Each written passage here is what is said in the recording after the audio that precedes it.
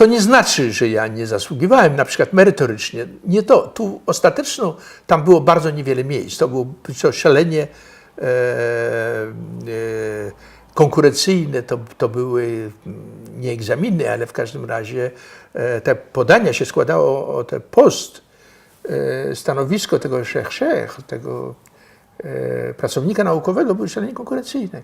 W każdym razie to był kontrakt, jaki został zawarty między prawicą a lewicą komisji ekonomicznej. Podziały polityczne tam odgrywały niesłychanie istotną rolę. Prawda?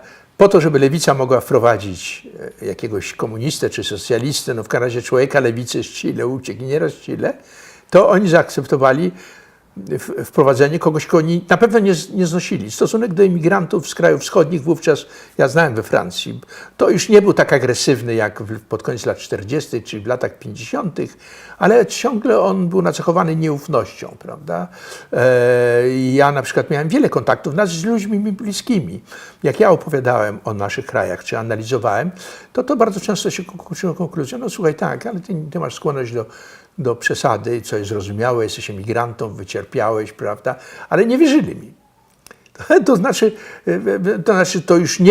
to nie był już czas bojkotu i z wieloma ludźmi utrzymałem kontakty, chociaż był też przypadek takiej znanej profesorki na tym wydziale Paris 1, która odmówiła przyjęcia Ireny, mojej żony, na swoje seminarium i nie ukrywając nawet, ze względu na to, że jej mężem jest emigrant.